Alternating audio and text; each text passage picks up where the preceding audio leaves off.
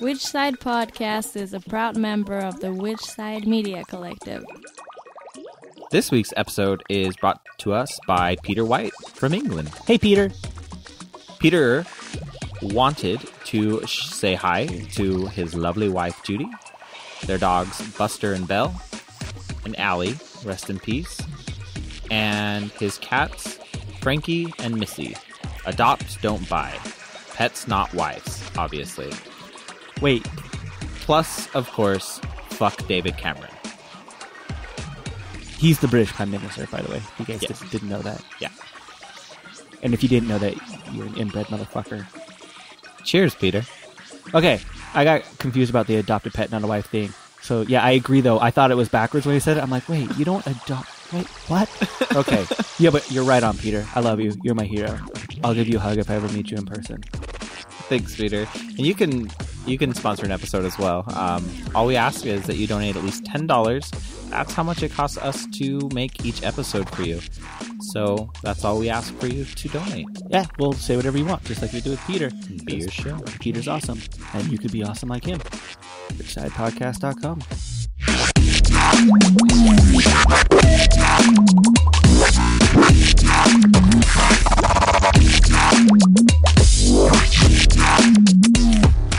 This is episode 103. Yeah, we have Lane Gold on. Activist and cookbook author. You should check out her stuff, listen through it. She talks about an amazing way of caramelizing onions. Apparently, I've been doing it wrong my whole life. I also want to apologize to our international listeners who don't have the opportunity to get all the delicious food that we do and talk about. And sorry, you're just not as privileged as us. Sorry. Okay, so what news and events do we have going on this week, Jordan? Well, not this week, but next week, so you can prepare for it and look it up. Million Mask March. They're meeting up in D.C., but I'm sure there are also local events going on in your area. If not, make them happen. Remember, the 5th of November. That's the right thing, right? Yeah, I'm getting a tattoo on the 5th. Are you really? Yeah. Are you getting a November 5th tattoo? No. A Guy Fawkes mask, maybe? No. I'm not too down with, Yeah, I got you. But hey, I wanted to give a shout out and a thanks to everyone. We successfully funded our Kropotkin t-shirt campaign. Thank you. It's awesome. I can't wait for everyone to receive them. Yeah. I'm so excited about that. I was giddy. Yeah. So seriously, if you got a shirt, you're amazing and awesome. And if you didn't get one, You missed out. You missed out. It was a one-time only thing. But we will have future shirt campaigns that we want to do coming up in future. So Give us your ideas. Yeah. But we already have some, so your ideas probably aren't valid. Nope. There's been a lot of talk here in the United States about police brutality lately. Definitely. A lot more focus is being brought up, which it fucking should be. Mm-hmm. You know, I think more focus should be brought on it. So because of that, I picked out this slingshot of the week. October 27th, 2005. Not too long ago. In Paris, riots were broken out. I don't know if you remember this. I remember this. Riots broke out because of the death of 2 teens in a police confrontation. It was a pretty big riots, too. I remember that. So, obviously, not just a problem anywhere. Police are a problem everywhere. Fuck that. Yeah, and we actually just recently had a demonstration here. Yeah. And we were contacted by someone as well. Yeah, they wanted us to put out a little statement, so we'll have that out on our social media, and you can check that out. See what their response to the local demonstration was here. But I thoroughly hope you guys enjoyed this episode. Which side are you on? Which side are you on? Which side are you on? Which side? Which side are you on? Which side are you on? Which side are you on? Which side are you on? Which side are you on?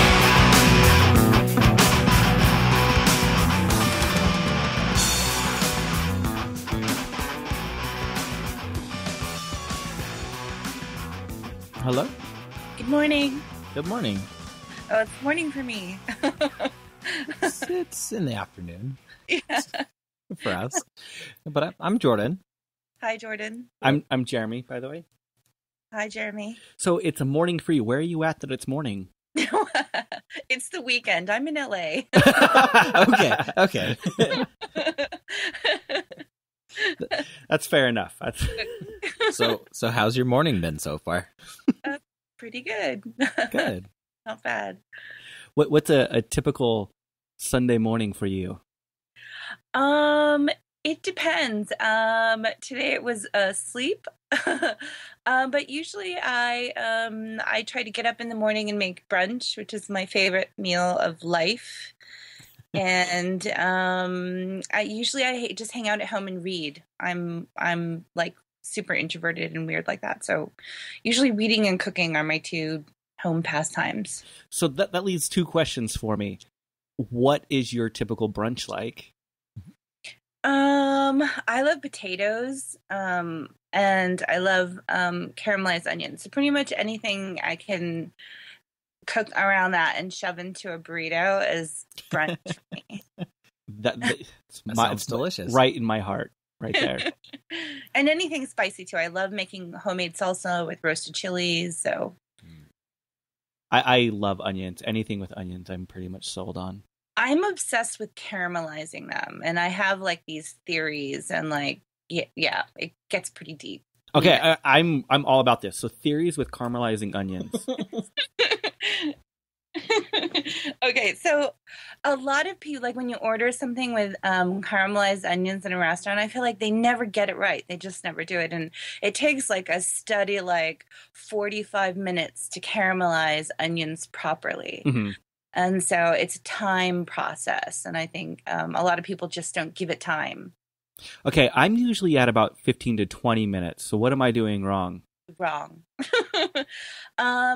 Well, there's a few key things. One is time. One is a really heavy pan that will allow you to cook for a long time without it burning. Mm-hmm. And then no kind of liquid in the pan, just a little bit of olive oil. And then you want to leave it alone so that the bottom gets a little bit golden and brown, and then stir. And then leave it alone again, maybe add a little salt. And this goes on for at least 40 minutes, or you're not doing it right. I was going to say, I always add a pinch of salt, so I'm glad you added that in there, because I was like, God, I'm just royally fucking this up. No, salt's okay. Salt's okay. I usually go... You can't microwave? No. Slow it down to 1 minute? No, when I'm in a hurry, I'll usually go just till they're translucent at about that 12 to 15 minute mark. Well, you're not letting the sugars caramelize. That's the thing. Well, that's when I'm in a hurry. You're not developing the flavor. Yeah. Wow, but onions, there's nothing better. I even love raw onions. That's how crazy I am. I don't love raw onions. I don't either. I really didn't like onions to begin with. I've only recently got into them by roasting them. I roast them with potatoes and carrots, and it's delicious. Yeah, that's amazing. But I don't know. I guess so caramelized fine. So what started your obsession with this perfect caramelized onion? I have many obsessions in my life. I think, I don't know. I think I'm just one of those people who, if I try something, then I always have to like go back and sort of perfect it and figure it out. I'm always of the mind of when I'm eating at a friend's house or a restaurant that I'm always tasting things, and my little brain is half in the conversation with other people, but halfway like can't wait to get home to try and do it myself. So I just think caramelized onion was just one of those things I picked up, and it's really just this weird kooky thing that I do with all food, really. You caramelize all food? Is that what I'm getting with? No. No, that I always have to pick things apart and figure it out, and then figure out the best and most perfect way to do it. So have you ever like started going down one of those rabbit holes and then just realized don't know what the fuck I'm doing? No, I think maybe other people might see me in those rabbit holes and things. But, once I'm in there, I never give it up until I figure it out. So, yeah, I think from the outside looking in, it might at times look that way, but not to me. So what's been like one of the craziest ones that you just had devoted probably way too much time to? I was doing food consulting for a company that makes seaweed snacks. Mm-hmm. And I spent a really long time developing products for them. And it wasn't something that I'd ever done before. And so I was like, what could I do with seaweed? And I just lived and ate and breathed seaweed and came up with flavors and developed this whole product line. And it was really sort of took over my life. And I was like obsessive. It was all I could talk about for like 4 months. Wow. Seaweed? That just brings up so many more questions for me. So how does one get into food consulting? I had a friend who was a friend of the owner of the company, and they just, they knew I was a vegan chef and caterer and cookbook author, and they said, can you help us? And I said, sure, I can do that. And I didn't know if I could, actually. But yeah, it's a really fun process to have someone say, here, take this and run free with it and develop some flavors. And I think that's exactly like where my brain is at, where I really sort of feel at home with my whole like little vegan cooking life thing. So do they have your products on market now? A few of my ideas have gone out there. I am not allowed to mention their name. Oh, okay. But a lot of it just sort of fell through the cracks because I think it was really expensive to manufacture. Mm-hmm. I've never been a huge seaweed fan. I really just don't know what to do with it.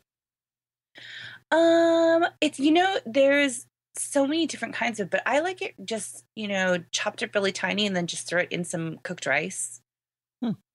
Okay. That's pretty simple. Yeah. Yeah. You don't really have to eat it straight if you don't like it. Well, speaking of like caramelizing things and stuff like that, I've always tried to figure out how to caramelize an udon noodle. Just, I know that's probably super basic. Just browning it, you mean? No, have you ever gone to Noodles and Company and got their like Japanese pan? Where they sear it, yeah. Yeah. That's delicious to me, and I can't replicate it. Well, because they're pretty mushy, aren't they? Usually, yeah. I just think they use a way too fucking hot of a pan. And that's what I don't have. I probably don't have a thick enough pan to get it that hot to make them. Probably.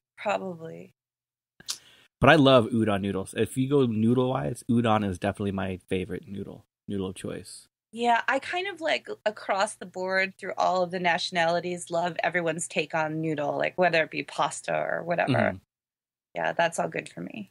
I love noodles. I love really thick rice noodles too. They're right up there. Yes. You can get some like drunken noodles. They're so good. We usually don't jump right into food talk, but when you talk to vegans, it always comes up, right? I know. So what brought you to veganism? Like, what's your origin story with becoming vegan? I don't know.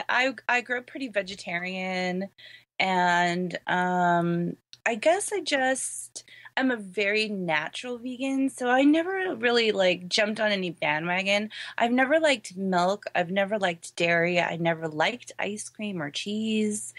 What's wrong with you? I don't know. I never really ate meat as a kid. So for me, like there was no real transition, but I will say that there did come a point when veganism about a decade and a half ago became more of sort of a political statement. And at that sort of time, like I would go to a wedding and like, eat a bite of cake. But then I started like making connections, and a lot of different connections in my life between like food choices and being kind to animals and always having a choice. And so I just thought, this is kind of where I want to make it real. And that was the only time in my life where I really kind of made a food choice about it. Whereas before I just, I avoided meat and dairy and stuff like that, but wasn't really strict about it. But then, became strict about it. And that's when I, started calling myself a vegan. Was there like a specific moment that was like, that brought you to that realization of like, oh, this is going to be more of a strict choice? I wish there was, because it would be a better story. But no, I just think that, that like bite of cake at a wedding just seemed like I could say no to that and be completely okay. Like it doesn't take away from my life. If I felt like being vegan was kind of like too much, or like that I didn't want to like make that whole jump in, that whole sort of a statement, because vegan is very different from vegetarianism. one sort of has a lot of gray area to live within, and the other one is really more like very black and white. And I just kind of thought, I'm okay with that. I'm good with that. I don't need this like sort of gray area or justification for what I'm eating. So being vegan was just really just sort of easy. So you said that you were pretty vegetarian. Was your family in the same boat? Were they pretty vegetarian about things, or were you raised to be vegetarian? My mom was raised near animal farms and made a decision at a very young age not to eat animals. And so this was, we were kind of like the weird family in the 70s where, I would always be like, I was hoping my friends didn't want to stay over for dinner because we didn't eat meat and we like ate vegetables for dinner. So I knew that we were different and weird, and we used to shop at like the really crunchy health food stores of the 70s, which are nothing like Whole Foods or anything like that. They were really like, weirdos shopped there like us. So I knew we were really sort of different, but yeah, my mom never like called herself like a vegetarian. I don't think I don't even think I've ever heard those words like spoken by my mom. It was just a food choice for her. So did she like really push those, morals? Like this is why we don't eat meat, or is just this casual we don't eat meat? Oh no, she would say like a horror story from her childhood, and it was for her was more like anger or like just being rebellious against her meat eating relatives. Because this is one of the concerns I always have. So I have an almost 8-year-old little girl, and I always want to make sure that she understands why we make these choices, but at the same time I don't want to be giving her so much information that's just above her that she doesn't need yet. So it's like this balancing act I always find myself in. Yeah, I think, my son is 11, and I think he has reached a point, at least a few years ago, where he does realize that, all of that meat section of the grocery store comes from an animal that was once living. And so I think he has definitely gotten to a point where he has made that connection. But, I just kind of feel like if he grows up and eats meat, I'm not going to be mad at him. But I do think that there's, sort of like I said, like, veganism is very black and white. And I think, I have a house where I don't, there's no meat or dairy in my house ever. Like, it doesn't matter if you're my friend or whatever, it doesn't come in my house. And, I think he knows that within our little world, we're sort of very strict vegan, but there's a whole world of options. And so I think, I don't know, kids get to decide, it's kind of like religion. How has it been for you raising a kid around those being vegan and hippies, I guess, like crazy granola types like us? It's really funny because like I said, when I was a kid, we were like the weird kids because we didn't have bologna sandwiches. It's like ridiculously easy now for a kid to be vegan. And I used to say no to eating things at school, and my friends would be like, "Oh, why?" And like, I'd say I don't eat animals, and they'd be like, "That's weird." But now when kids, if my 11-year-old were to tell his friends, "Oh, I don't eat that because I'm vegan," it would be a non-issue. Like there's not even they don't even ask why. So it's very sort of different environment. And, there's vegan restaurants everywhere. Like, he can eat a vegan burger. He can eat, everything. There's a replacement for almost everything in the vegan world now. And hipsters are about like a step away from vegan, so that makes things easy too. Okay, well, you need to come to LA and hang out with me because, no, hipsters not. I know. I don't get the hip. Like, you would think that they would be. Like, they should be. It's one of the things that's always confused me. But anyways, I digress. That's a whole nother. Hipsters have always confused me as well. Just because they were in before you understood.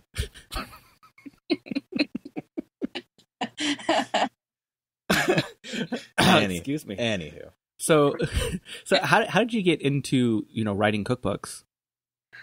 Well, that's a funny story. I like to go out a lot, and I used to go to this one bar quite often, and the bartender was a vegan, and she used to have these like surreptitious like vegan potlucks because I think her boss didn't really want it to happen in the bar. So on Friday nights, people would bring vegan food, and we'd all just like, hang out and eat vegan food and drink and play Miss Pac-Man. And this went on for, years. Like I couldn't go anywhere on a Friday. I had to like stop there first and bring, whatever, vegan brownies or whatever I used to bring. And then I had this like sort of little cult following there of people who were like, "Ooh, are you coming? What are you bringing?" And the bartender just turned out to be a friend of a friend who worked for a publisher, and they were looking for someone to publish a vegan book. And she sent them my name and told them I make good bar food. And that was it. Within like 2 weeks, I had a deal knocked out. Good bar food? That's crazy. Yeah.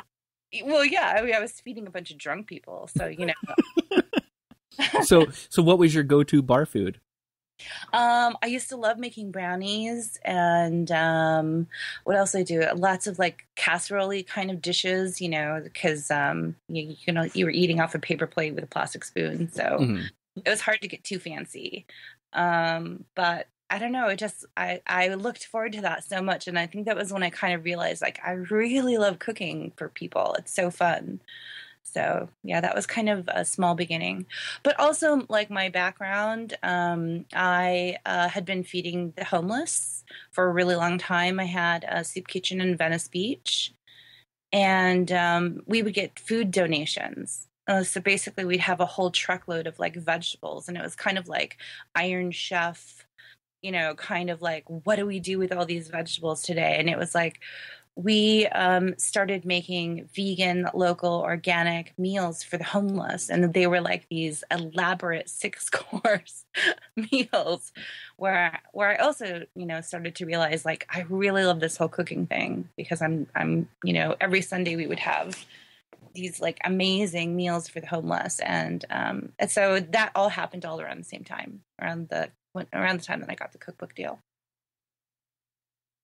So you said you used to like making brownies. Like, does that mean that you've kind of changed your cooking style? Like you've kind of gotten away from that bar kind of food?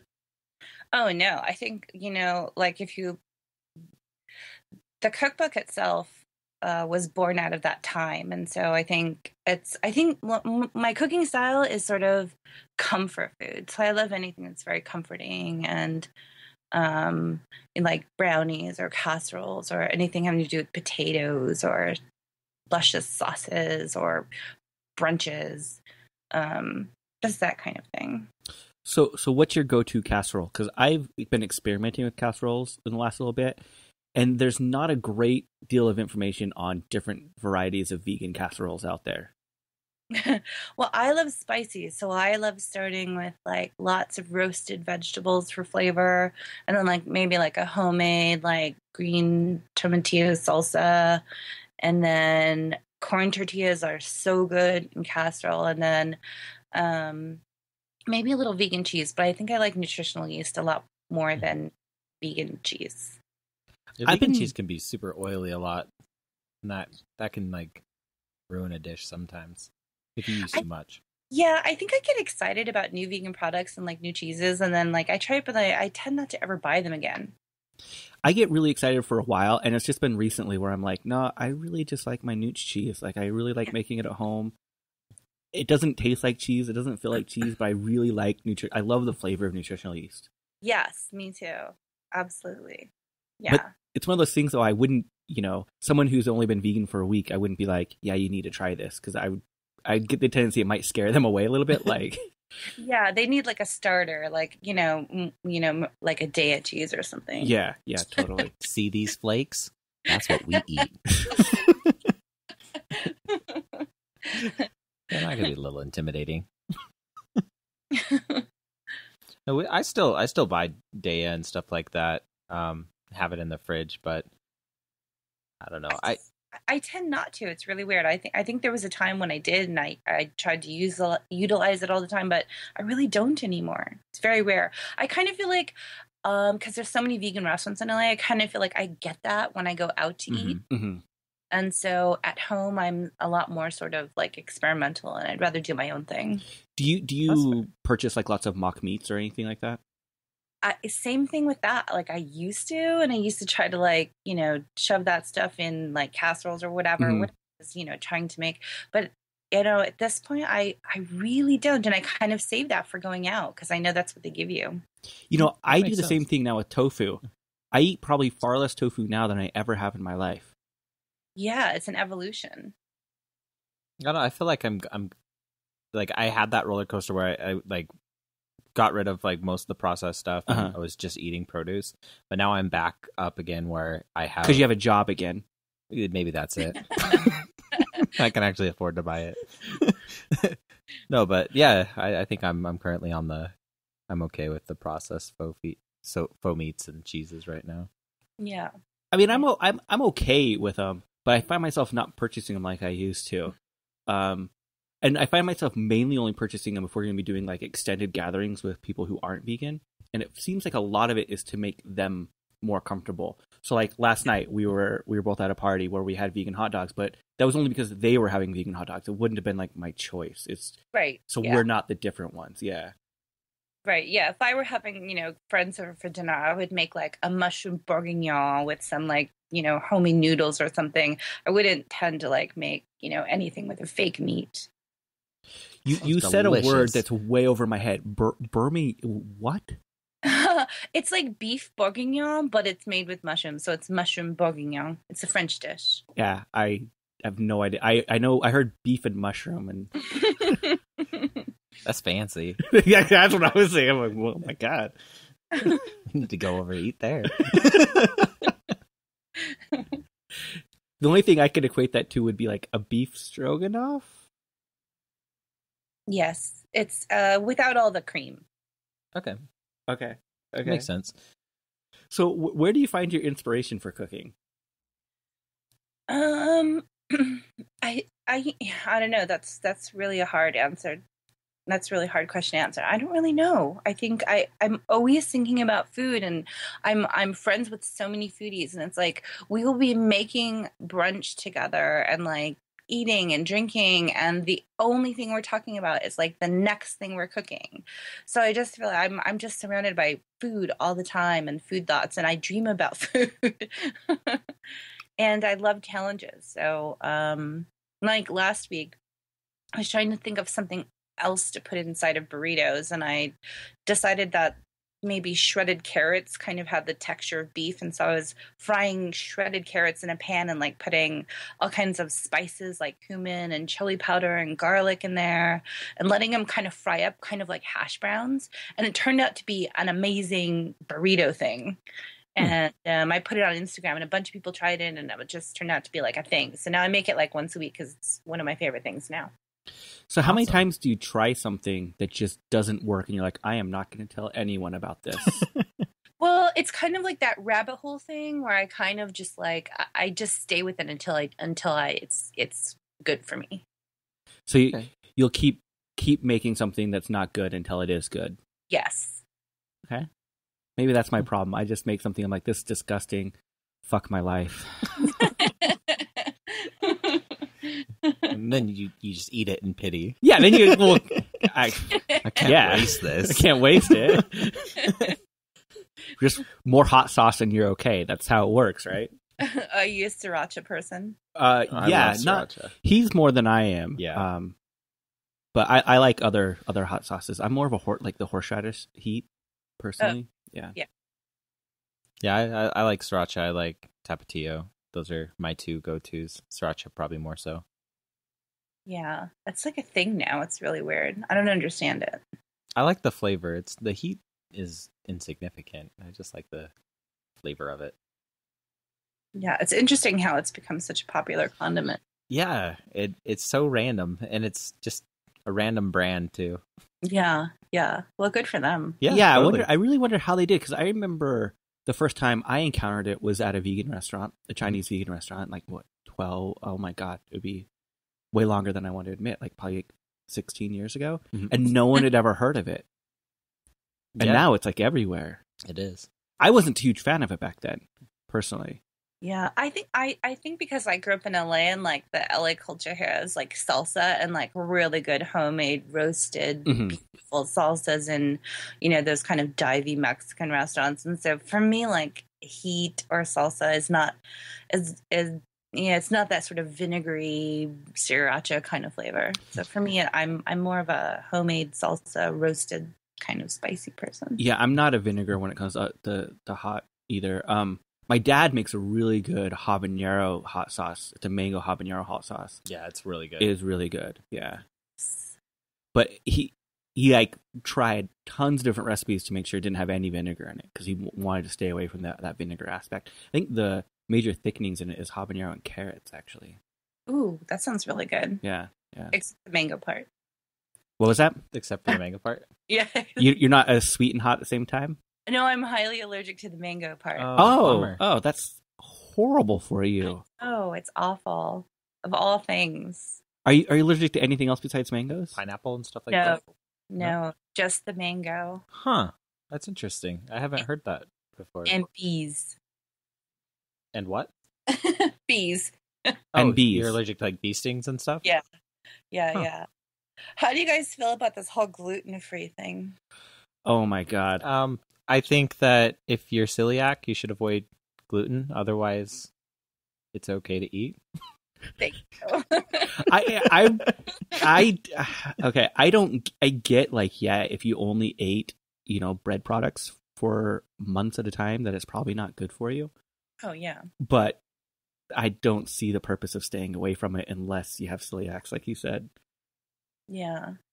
I do some catering, and it's really funny how people will be like, oh, we want the whole thing to be gluten-free, whole thing, everything. Does that have gluten? And it's like 50 emails back and forth. No, it's not gluten. And then they'll get to my desserts because they know me from my desserts, and they're like, oh yeah, we want that chocolate, Boston cream pie cake that you make. And I'll be like, well, you realize that's gluten. Oh, it's okay. It's okay. Yeah, the cake's okay. So I think, it's like people pick and choose, like if they're gluten free, and it's for me a weird thing. It's odd. It's so weird. It's really odd how it's turned into this new fad of. It's like this selling fad, Yeah. I've seen it on soda. I've seen like gluten free and vegan on the side of like an orange soda, and I'm like, okay, this soda happens to be gluten free and vegan. As it always was. I've seen water say vegan on it before. I'm like, what the fuck? It's water. What I hate is when they assume that vegan and gluten free are the same thing. Yeah, that's sad. That happens all the time. It's like, yeah, we have vegan options, but they're not gluten free. I don't care. I had this recently where we ordered a vegan cupcake and they gave us gluten-free, and we're like, oh, we were out of the vegan, so we gave you gluten-free. We're like, yeah, not the same fucking thing here. At all. Yeah. So how do you fight that? Do you actually say anything? Like, do you realize that this really doesn't matter if it has gluten in it? Well, when you cater, like the customer's always right. So it's not like I can complain about them or to them, to anyone, because who am I going to complain to? But I do feel very passionately about like vegan labeling, and I feel like there needs to be like some international symbol on food packaging, that has like whatever, a little green V on it or something. Not necessarily water, but. I hate that when it's used as a selling point for items that are just obviously already vegan. Like, why would you put it on an apple? It's like, yeah, that's silly. Yeah, that's just silly. That's silly. But like the thing about vegans is what I figured out when I was doing a little bit of marketing for that seaweed company is that we are very different shoppers than normal people, because normal people can go into a grocery store and buy I don't know if I should use the word normal, but people who eat meat and dairy can go into a grocery store and, you know, they have so many options and choices. I feel like they're just sort of jaded and like whatever, they pick things off the shelf. But vegans go into a store and if there's, you know, it's like we have radar for those new vegan products and we're like, oh my God, I have to get this. So vegan products, I feel like fly off the shelves because we're so like product deprived that like, we just buy it. We just buy anything that says vegan if it's new. It's like shiny. We're like crows. We're like, ooh, shiny, buy it. I've never thought about true. it, but that every time I true. find something that's vegan that I've never seen before, I will purchase it. Yes. Yeah. Whereas if you were like, you know, a normal shopper and it was just a product, you'd be like, you know, we wouldn't necessarily buy everything that looked shiny and, you know, you could eat. I've never really thought about like shopping habits of being a vegan, but when you brought it up, that also made me think about like our shopping trips probably take twice as long as an average consumer because we're always looking for those new products and then reading ingredients on all the other products. Right. Yeah, we are voracious ingredient readers. I think another like aspect of it is that made me think of is like, for example, Just Mayo came out in dollar stores now. And I found it at a dollar store and I bought like 2 jars and then I told everyone online. And then the next day I showed up and all 100 jars that they'd had before were gone. And now for 5 months, that store has been empty of Just Mayo and I'm pissed. I have stopped at $5 stores in the last week looking for the Just Mayo and everyone has been sold out. So it's like, we're unpredictable too. It's like, we just buy everything out and they're like, wait, I don't get what just happened. Why did that sell out? I mean, it's very interesting. And I think, you know, more companies would take note of that we actually have a lot of buying power. And, you know, there would be so many more vegan products that people would just take a chance on us. What are we, 2% of the population? 3%? Right, you're right around the 2% from what I heard last. Yeah. Which is amazing to think about. Like when you really add up those numbers. Yeah, that's a lot. It is a ton. So Jordan just brought up the product Just Mayo. I'm curious, have you tried this new product? I have not. Probably because it's always sold out because you told everyone about it. Apparently, it's also available in Costco's in most places now too. It's I've seen it in a lot of places now. Targets, Costco. Yeah. I'm scared of Costco.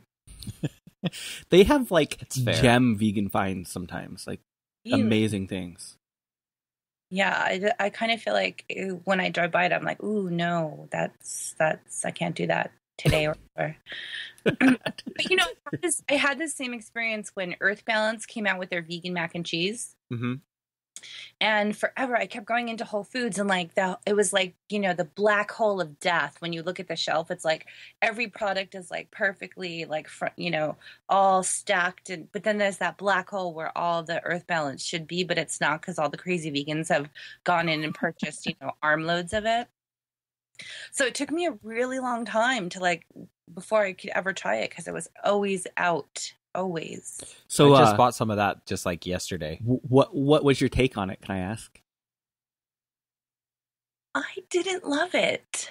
Thank you. Did you try both brands? I tried both, and it was like it went from bad to worse, and it makes me, you know, that makes me feel so good. I don't enjoy saying that I don't like things, mostly because I just feel like so like protective of vegan products that like I want them to succeed because that is like our future food. And I really didn't like it. It tasted so odd to me. I feel like I make a better like nutritional yeast just throwing crap in a pan and stirring it around and like it tastes better to me than the Earth Balance stuff. I'm in that same boat. Like, I feel the same way. I actually had this conversation with my wife the other day. I'm like, I would rather just throw in a little bit of soy milk, throw in some nooch, mix it together. It's quick, it's easy. And she's like, but I love it. And my daughter apparently loves it. I'm just like, oh, okay, so. And that's another, like, thing is when I bought it, I'm in the same boat. Like, I think that I could make a better one, but it's like there on the shelf and you have to buy it because it's there. And not only do I have to buy it, I have to buy both kinds, even though I like the white cheddar better. Yes. Just because it's there. Yeah, I did. I bought both. I bought 2 of each, and I still have 2 in my kitchen because I'm probably have to give them away at some point. But yeah. So you hated them that much? I can't imagine making it. I don't know. Maybe if I'm like had a bunch of drinks one night and come home and I. But I will say this: I don't want to be mean to them because I love Earth Balance. You know, it's just. It's not for everyone. Let's just play that. Yeah. The thing is on Instagram. I kept seeing people. Because it's my sort of favorite social media. So, like, I pay attention on Instagram to, like, what people are trying and what they're eating. And I'm like, calm it down, you guys. I can't, like, even buy it at my Whole Foods.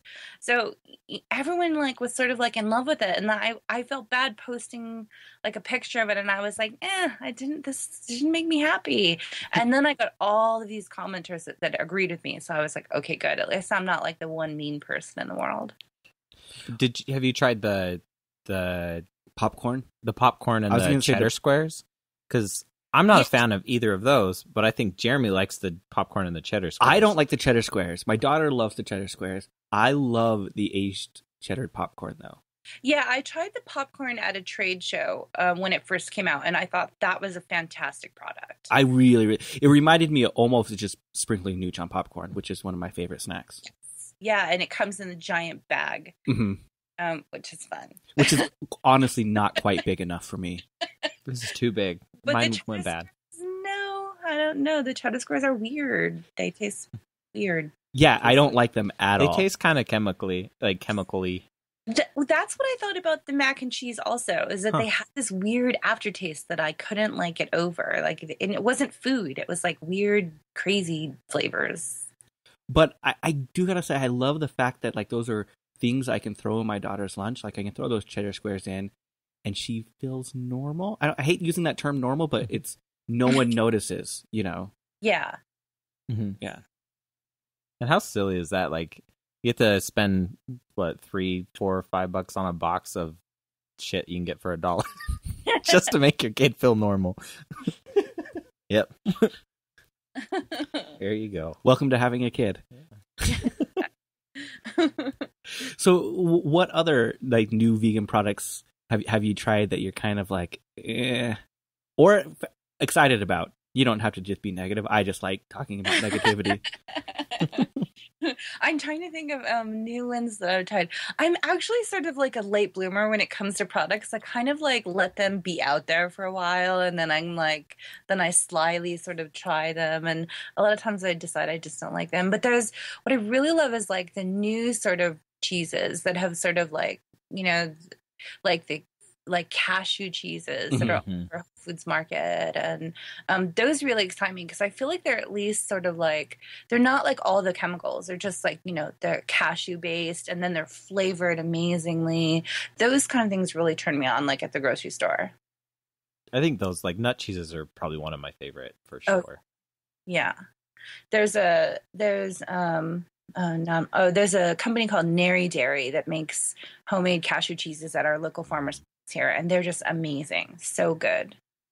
And there's like 3 ingredients. Do you ever make your own like nut cheeses? I do. I love doing like those crazy like kitchen experiments. I love doing that. What was your last crazy experiment you did? I had some. I might be saying this wrong. That was shiso. That it's like the bacteria that they use to like ferment to make soy sauce, and I had a bunch of it, so I was putting like chunks of tofu into it and like brining it, and after about a week you would take it out and it would taste like feta cheese. Huh, really? Yeah, it was pretty interesting. So I love doing those kind of like experiments in my kitchen. But cashew cheese I love to do. Just Vitamix it up and put some oil and a little flavorings in there and herbs, and just like rolling it in pepper and just letting it sit in the fridge for about a week. I love doing that kind of stuff. I've never made the cashew cheese at home. What flavorings do you add to it? It depends on what you like. Like I would go for like fresh rosemary and a little bit of sea salt, and just keep it really simple. And then you can put in nutritional yeast if you want to. And then I would suggest rolling it in herbs so the outside gets sort of like a crust, and then just let it sort of dehydrate in your refrigerator for a week or two. I will definitely have to try this. I want that right now. The craziest thing I do, which I don't do as much anymore as I used to, is I used to make all my own tofu. But I don't have the time as much as I would like to anymore. That's really good. I wish I could do that. I feel like I haven't gone down that rabbit hole yet. It's actually really fucking simple. Like, it's way so simple that I hate telling people how simple it is, because then they're like, and I'm spending how much on tofu? But I mean, tofu's what, like $2? Yeah, I get it. Yeah, it's like what, $2 a pound, right? Yeah. But when I make it, it's like 15 cents a pound. Okay. Yeah, I mean, it's ridiculously cheap to make. Mm-hmm. So you buy the soybeans and you soak them. It's about an 8 to 10 hour soak. Yeah. Okay. You blend them up, blend them up. really nasty soy milk. That You're making drink. this really nasty soy milk. You heat it up to kill. There's an enzyme you need to kill. I love this so far. And then you add a coagulant to it. Nope. You're skipping a whole step. Oh. So then what you need to do is you need to strain the fiber out. So you strain it through like cheesecloth or just a rag if you have it, whatever you need to. From that, and then so that fibrous mix, I think it's called Akara. Yeah, it's Akara, and some people use it to clean. No, that's something separate. So the Akara, you can use like you can use it to make like patties, like burgers with like fake patties and stuff. It's really flavorless, but it's just fibrous, so you can add like flavoring to it and fry it up. And then from there, you put your coagulant in, and that will separate your curds and whey, basically your tofu and whey. And that's like sea salt or Epsom salt. I use Epsom salt usually as the coagulant, and then you push that through another strain of cheesecloth, and you press it in whatever press you have. And then so the whey is actually a disinfectant cleaner that you can use. Nasoya, that's how they clean their whole factory, by the way. That's really interesting. Yeah, it's kind of like what's that wood cleaner, that orange wood cleaner, like Bartender's Friend or something like that? Bartender's Friend? Yeah. Something like that. It's like that. It shines wood up really nice. And oh, wow. yeah, pretty much every step you can use. It's really not hard. I love that. That's really interesting. I got to get into that. Yeah. The biggest thing is like the tofu press, right? Yeah, so I made a custom tofu press so I can press 5-pound blocks at a time. But you can use a colander. You can use like old tofu boxes, like containers with holes in them. You could use like old like butter containers, things like that. Anything like that will work. Shoe boxes that are lined. They're cardboard, so I wouldn't recommend No, it. you line them with. I've seen it. So then you can get the firmness that you like too, right? Yeah, so the firmness is basically how long you press it and how much weight. I usually use 100-pound weight on my press, and press for about 2 hours. Interesting. Yeah, and that's like an extra firm, like extra dense firm. Yeah. So I'm really into sprouted tofu. So I would assume then you would just first sprout the beans first. Yeah, if you let them soak long enough, they will sprout. But that's a 2-day soak, I think. That's just really interesting. I'm digging the little rabbit hole right now. So what I have been wanting to experiment with, and I just haven't had the time, is the different ways of cooking the soy milk and heating it up and using smoking methods instead, which would be the traditional Japanese way of doing it, and then using sea salt as the coagulant. Because the different smokes will actually add slight flavor changes to the tofu. Yeah. But that's all outdoor stuff, which I just don't have, the room for in my current location to be cooking tofu outside. Do you also make your own like nut milks? No, I'm not a huge this is I'm a bad vegan when it comes to this. I don't like soy milks. I don't like nut milks. I don't pretty much like any of those. I make a couple different kinds every single week. It's kind of like what we drink constantly in my house. What's your go-to? I love brown rice milk. See, I've made rice milk before, but brown rice was oat was always my favorite to buy. I know it's not a milk, but oat milk was always my favorite. It's really, really sweet. Mm-hmm. Yeah, I feel like I've gotten to a point where I can't purchase like those. Okay, I won't say a name, but like the popular almond milks in the grocery store, they have so many ingredients. Mm-hmm. like a laundry list of ingredients, and I look at that and I think, why? It's like I make almond milk at home, and it's like milk and almonds and water. That's it. Do you strain it when you make it? So you blend it, like soak it, blend it, and then strain it, or do you let the fiber in there? I Vitamix it for as long as I possibly can, and then I do strain it through cheesecloth. Okay, yeah. And they add carrageenan into them too to thicken them up, I think. Yeah, it's really weird. I don't understand all the ingredients. Oh, and also the ones that are sweet that they add like sugar to. Mm-hmm. I don't understand that either. Because when you cook with something like that, like why? Like say if you were making the Earth Balanced mac and cheese and you have this like super sweetened almond milk or whatever. Mm-hmm. To me, that it's not good for cooking.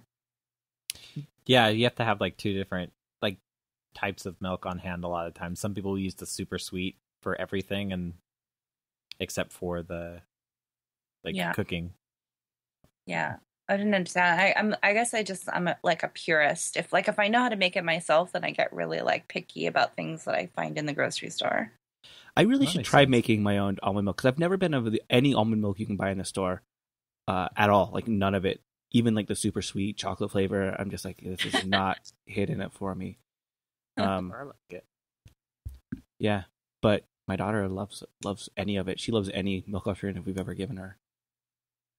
It's so weird to see them all now. Like I was in the grocery store the other day, and they had like sunflower milk and hemp milk and oat milk and like anything that you could possibly think you can make a milk out of. They have it. I love hemp milk. Hemp milk is so good. It is so good. My daughter's favorite is sunflower. Whenever she sees it, it's almost like a temper tantrum if she doesn't get it. I've never tried it. It has like a picture of the sun on the box, right? Like a big happy face sun. I think so. I think usually she gets it's like a pink box. I'm trying to remember. I don't know. I kind of don't pay attention that much. It's almost like whatever, fine. But when you make your brown rice milk, is it different than? I've made rice milk before, but I think I was using white rice, and it was forever ago. Is the process any different, or is it pretty similar to just making? No, I just soak the brown rice overnight, and then I just Vitamix it and strain it, and I don't know. I don't add anything to it. So, but I really do like the flavor of brown rice much better than white rice.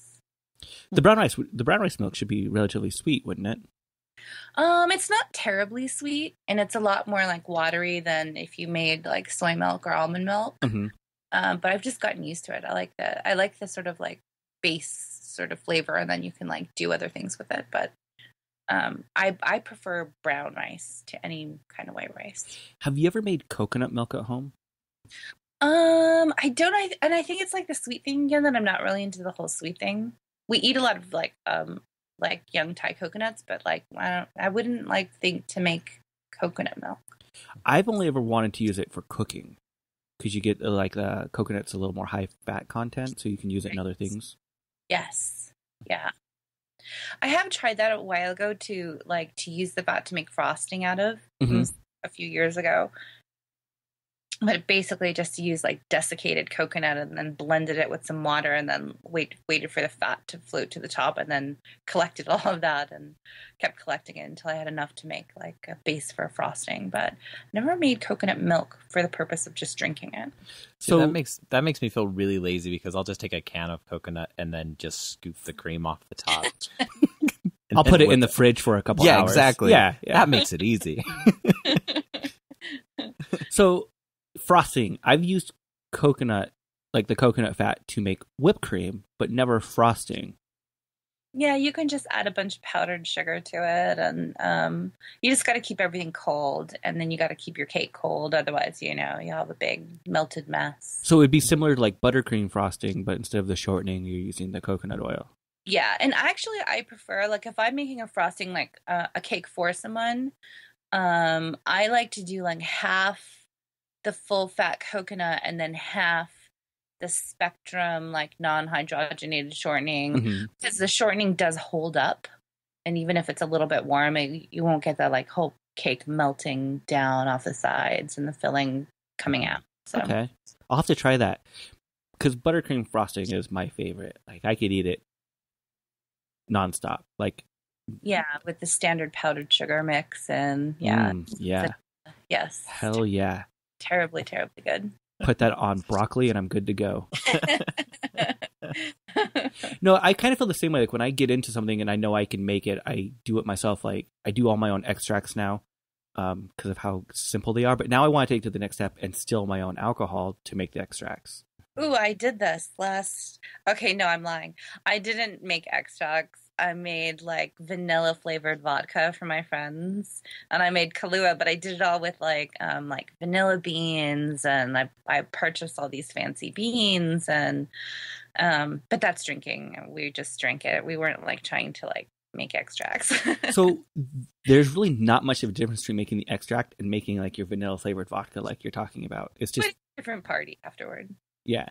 So how long do you soak your vanilla beans in the vodka for it, and like how much did you use?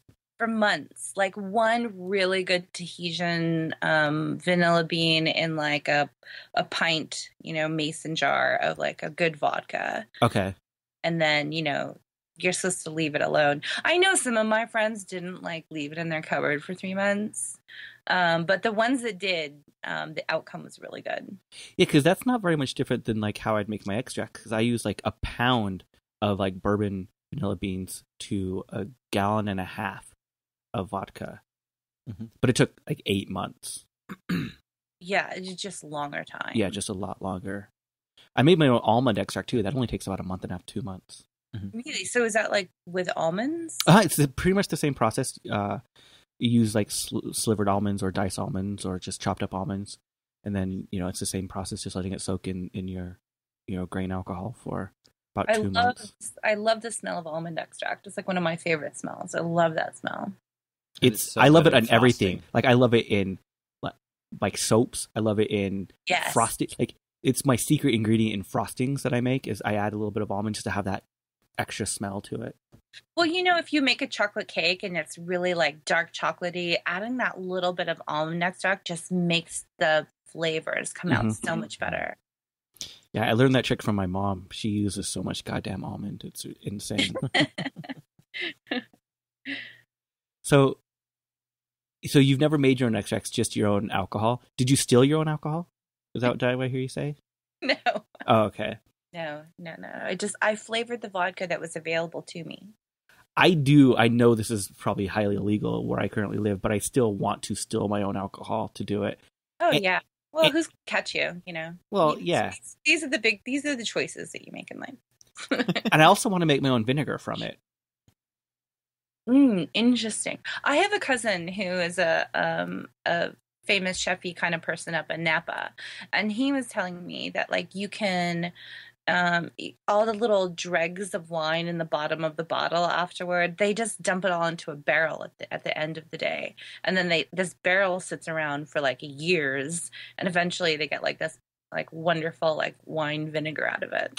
Yeah, I would say that would grow like one hell of a mother in there. Yeah. That's awesome. Interesting to me. I don't have room for a barrel in my kitchen. I do. So where can I pick this up? And plus, like, who has extra wine? I don't know. That's just like you would have to like pour a glass in. Just everyone gets a glass of wine and yay, pour one into the vinegar pot. I don't know. I don't know this whole extra wine thing. I don't understand. See, this is what works in my favor. I don't drink alcohol, but yet I want to like physically make it myself. So I'm okay with putting it in the barrel. That'll be fine for me.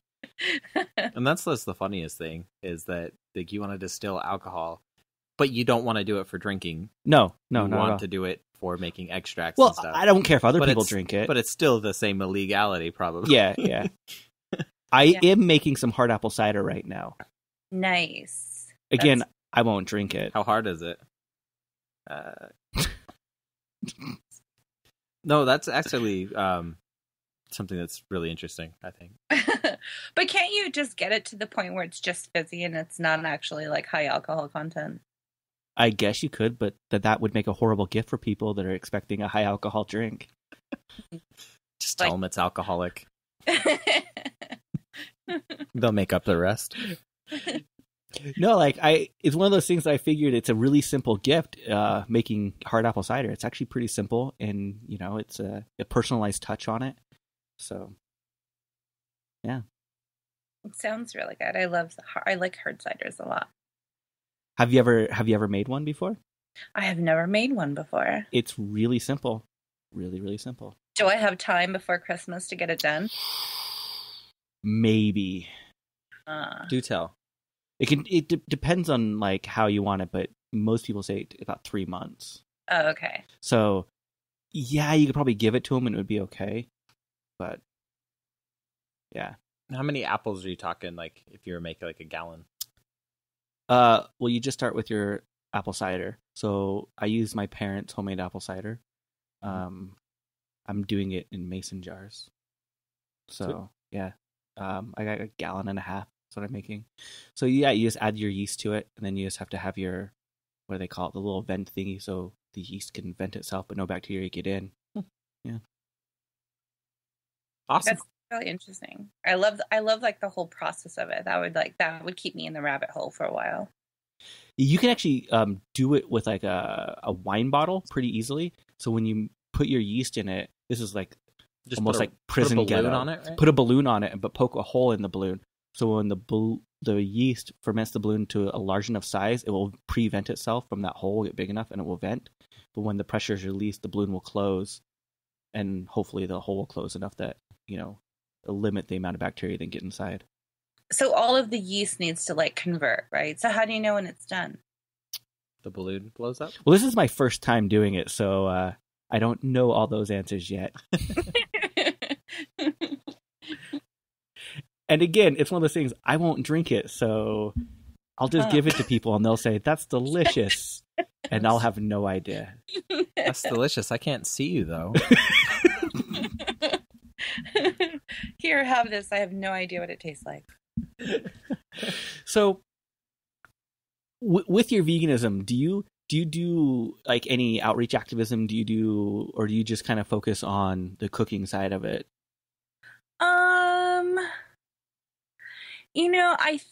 I think there was a time when I was sort of more like active in it, but now I just kind of feel like I'd rather show people than yell at people about it. Like I'd rather like sort of build like an Instagram and Twitter following and like just show people what vegans eat and just be kind of like I'm kind of like the normal everyday, like I'm a mom and like I cook for my friends and this is my job. And I don't know, I'm kind of more into normalizing the vegan lifestyle now than I am in sort of like being any part of a group or, I mean, there was a time when I think that was kind of important to me, but now I just kind of feel like I'd rather show. I'd rather people come to me and like people find me and so I guess in a way, no. I think I've gotten to a point where I'm a little bit more. I'm just doing what I do, and if people enjoy it or like it, then that makes me really happy. Do you ever get flack from vegans? I don't. I mean, I think I tend not to sort of like associate myself with like younger vegan kids who are really sort of like. Out at protests every weekend and like they're at a show, but they're passing out flyers and I appreciate them. I think like at one point in my life, I was probably close to that kind of like radicalism. And there's like a place for everyone on their vegan walk, but I kind of feel like no. And that's really funny to me because I get a lot of flack because you can tell with a lot of vegans, there's like me and Jordan have talked about this, and we'll probably get in trouble for saying it again. There's like an arc that you see a lot of like vegans go through, like when they first become vegan through the years, and you can kind of be like, oh, well, yeah, they're acting like a typical 5-year vegan, or right. And that sounds like horrible to say, but they're about 10 years into it. I can tell. Exactly. But over the years, I've slowly just been where people are further along in that arc. Yeah. So yeah, I totally get what you're saying when it comes to that. But I mean, it's just it's like vegan products. I appreciate that kind of passion, and I want people to succeed on their vegan path. And I'm way I mean, I did get to a point where, oh my God, you guys are so annoying. But it's just kind of part of the path. It really just is. And I kind of feel I mean, if there's any like part of the vegan community that's hateable, it's like, to me, it's like the like movie stars who all of a sudden like, ooh, I'm vegan now. And then the next week they're not. And like, oh, Next week they're wearing fur. Yeah. So that to me is more of a problem than the kind of like new kind of vegan that's like really like, every Instagram picture is them petting a cow and it's fine. Like, I get it. I understand. I do. I understand that passion. I'm just not there anymore. I can't stand the insistent use by like PETA will bring out these celebrities who aren't even vegan and they're like, animal cruelty is wrong. Like, who the fuck doesn't believe animal cruelty is wrong? I don't know. It just irritates the shit out of me.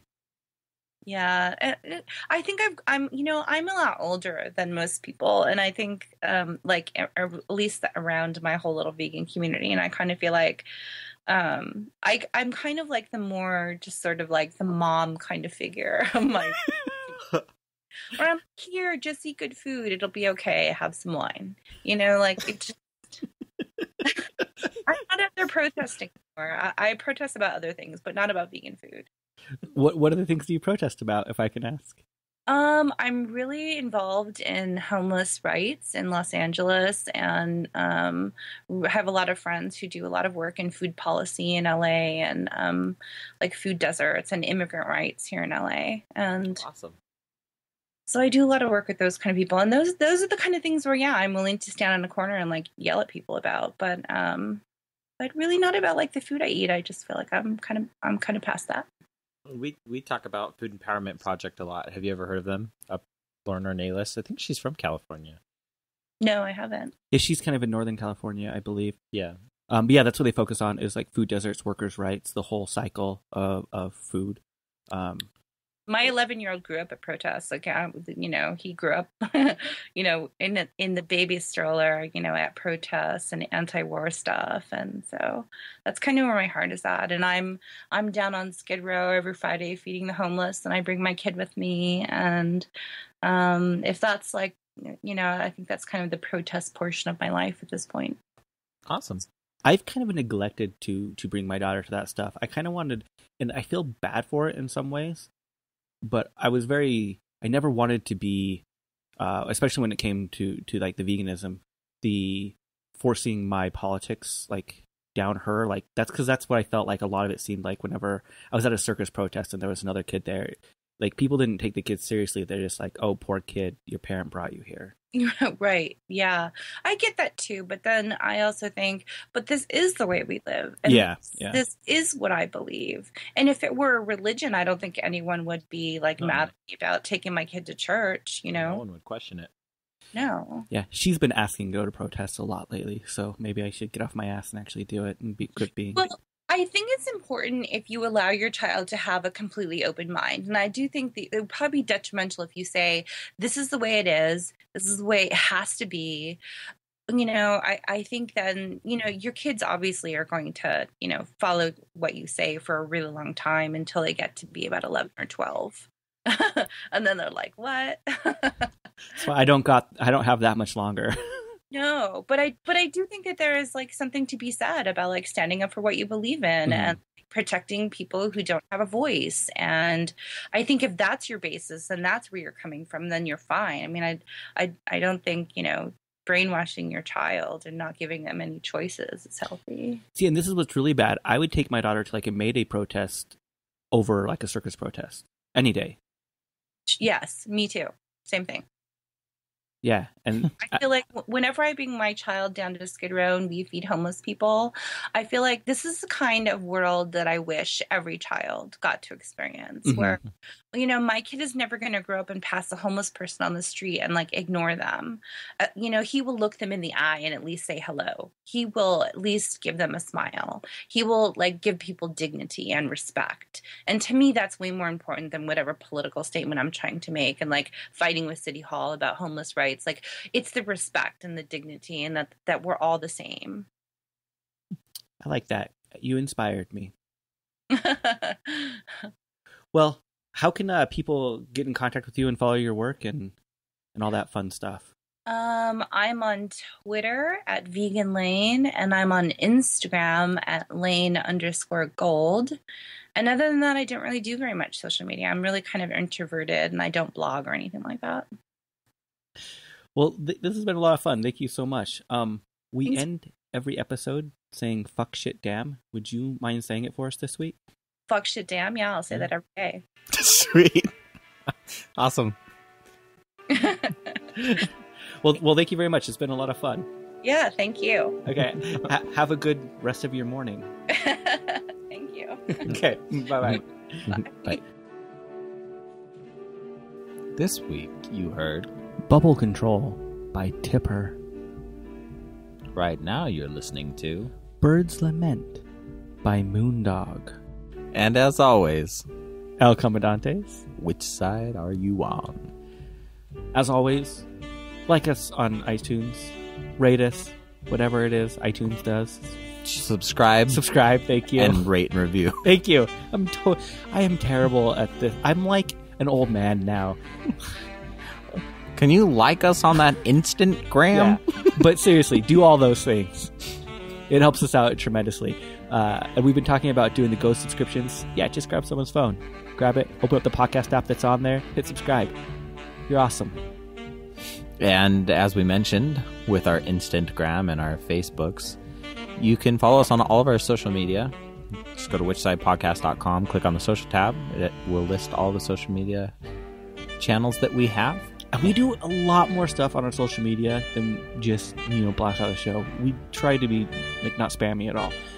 Lately it was spammy about the shirt, but yeah, because the shirts are fucking awesome. But really, we're just about engaging and letting people know. There's a lot of information on there that's not on the show. Like I would say all the information on there is probably not on the show. Yeah, like the other day, I was live streaming from police brutality rally. Yeah, and that's something that just doesn't end up on the show sometimes. So, and if you're in an area and you want to live stream under the Which Side Collective because you want to send out a demo, yeah, we'll hook us up. We'll help you broadcast what you need to.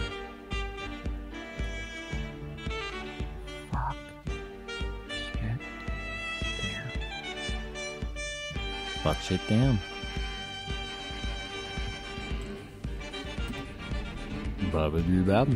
Which Side is produced by the Which Side Media Collective.